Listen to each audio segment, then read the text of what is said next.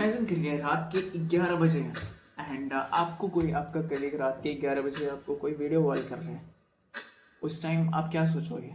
आप जैसे ही वो कॉल रिसीव करते हो, एक रोता हुआ बिलखता हुआ चेहरा आपके लव्ड वंस का या फिर वो किसी का भी हो सकता है, आपसे कुछ पैसों की डिमांड कर रहा है। आप उस टाइम क्या सोचोगे? मैं 100% श्योर हूँ, बिना कुछ सोचे समझे उस पर ट्रस्ट करके आप डायरेक्टली उतनी अमाउंट अगर आपके पास है आप उसके अकाउंट में ट्रांसफ़र कर दोगे।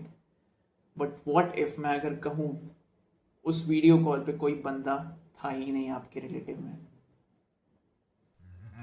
वो एक एआई था या एआई से जनरेट किया हुआ क्लोन वर्जन किसी इंसान का था। अब कुछ नंबर्स देखिए कि इंडिया में कैसे कैसे इस टाइप के और कितने पैसों के फ्रॉड अभी तक एक साल के अंदर हुए थे। मैं आपको रियल टाइम डेटा तो नहीं बता सकता अभी, बट इतना तो आपको आइडिया हो ही जाएगा जितना मैं अभी बता रहा हूँ।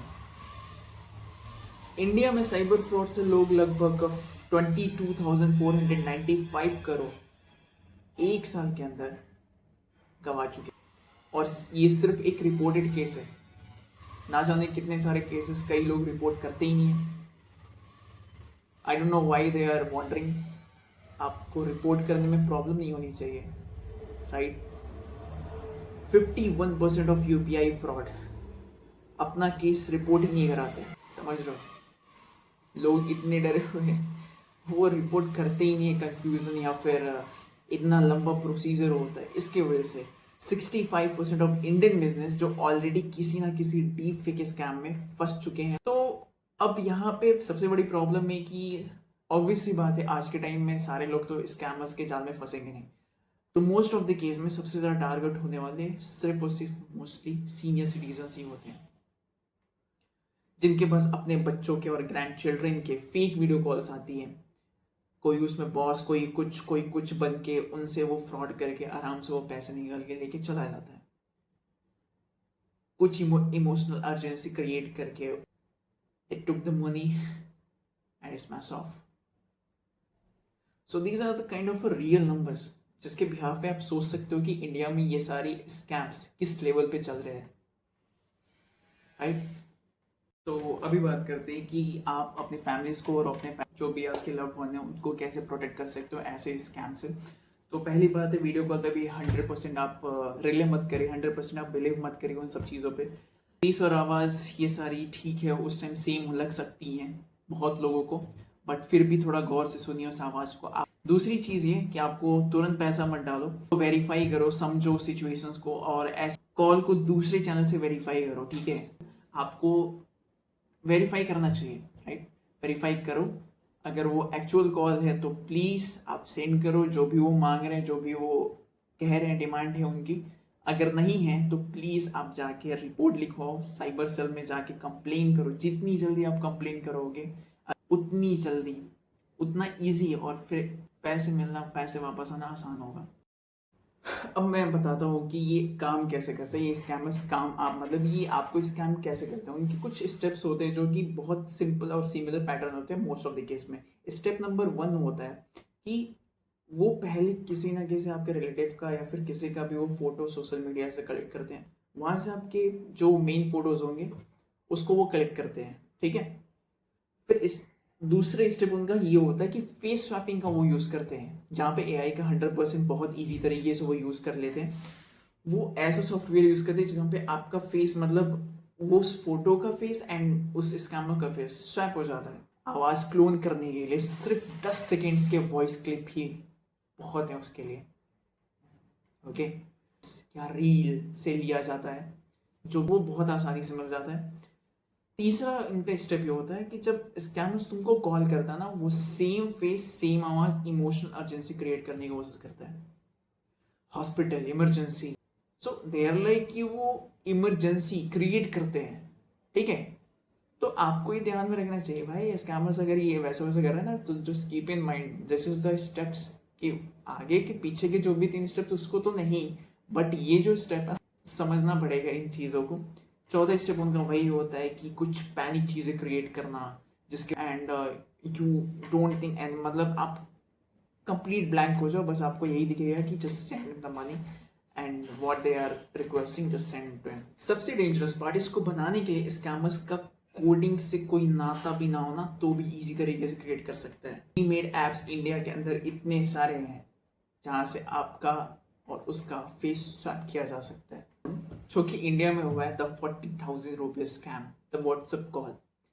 एक यूजर को व्हाट्सएप पे वीडियो कॉल आती है एंड वहाँ पे स्कैमर्स ने ऐसे उन चीज़ों को बना के रखा हुआ था कि उसने जब वीडियो कॉल एक्सेप्ट करा, उनके कलीग की तरफ प्रिटेंड करके उसने इनसे पैसे डिमांड करे 40,000 रुपीज़।